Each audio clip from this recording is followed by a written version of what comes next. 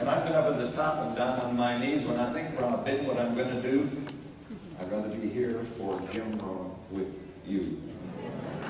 Especially the family. But I'd like to talk about the man, not the speaker, not the philosopher. I was introduced to Jim 40 years ago. And who introduced me to E. James Rohn? Earl Nightingale. And Earl discovered me because an old tape was sent to his, and make sure that you record everything you do. Because Earl heard a tape of mine, and then the next thing I knew, I met Lloyd Conant. The next thing I knew, Earl and Lloyd took me to see E. James Rohn. I said, he doesn't leap around the stage and pluck the hat on his chest. He doesn't try to be impressive, because he knew that the people who try to impress are less impressive. Authenticity, I'd like to talk about him. It's not about me. I'm not even a household word. You know what happened when I spoke to Congress? Ted Kennedy asked me for more rolls and butter. He thought I was the Mater D. I looked like the Mater D. I'll go ahead and stamp your parking ticket for you. And 2 months ago in Vaughn's Market, oh yes, it happened. You don't think it really did. You think speakers make things up. No, they don't. No, I'm at the checkout stand. The guy at the checker said, oh my gosh, it's you. Do you know who you are? I said, well, it's not that big a deal. I'm not that big a deal. He said, oh, go ahead. You're Spider-Man's uncle. I said, no, actually, that is Cliff Robertson, and he's 82. So Jim and I, we're the same vintage. And he and I have vintage wine and vintage oatmeal cookies with raisins, the big ones. And in the 70s, throughout Australia, late 70s, early 80s, 90s, 20th century, Earl Nightingale, sitting beside me, said, watch him.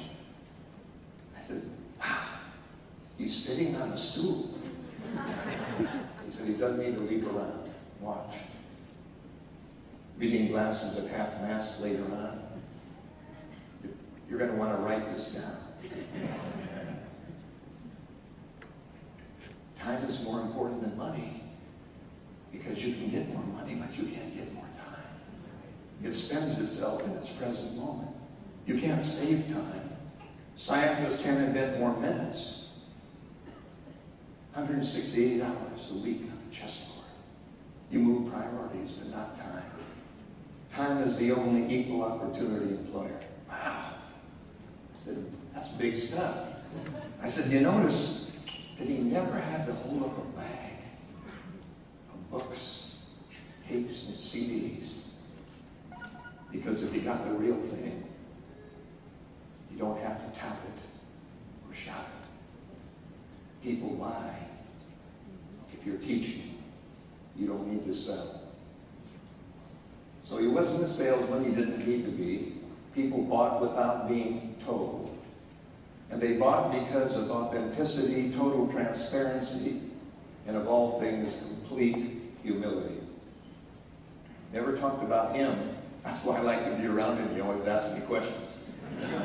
How you doing? Oh, terrific. Australia, big hit in Australia he was. See, he didn't need to be on Oprah. He didn't need to send out all the stuff. Word of mouth. One-on-one. Telling. Planting shade trees under which he knew he'd never sit. Johnny Appleseed. Throw them here, some of them take, some of them don't. Doesn't matter. Not for the fame, not for the name, not for the money. And I know for a fact that the man really cared for his family and his children and his grandchildren, and was interested in their education and what they were doing, not what he was doing. So it was never about him. And Earl Nightingale leaned over and said, you know, he's possibly greatest business philosopher of our time. I said, wow, maybe I better get to know him. Maybe he'll rub off on me. Maybe I won't need to be a shouter. Maybe I can learn from him. And sure, imitation is the greatest form of flattery. And I'm sure I've imitated and given some of his euphemisms and some of his great wisdom, but he's without peer. We're the peers that are here who love him and have learned from him. And he's not leaving a legacy, he's living the legacy. Because the immortality in a human being is what they've left in other people to carry on that legacy. So you live it, not leave it. And he said that knowledge and money were just the same. You can make a lot of money, but what good does it do you to have it? You can learn a lot, but what good does it do to learn it? It's only when you share the knowledge and re-employ the money that either of them mean anything. And he and I talked about the pharaohs of Egypt. He said, isn't it funny? They tried to take everything with them for the next life materially.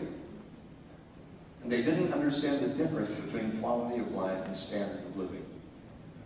Standard of living is how much money you make, style over substance. And Jim said that quality of life was the way you spent your time, with whom, and in what environment.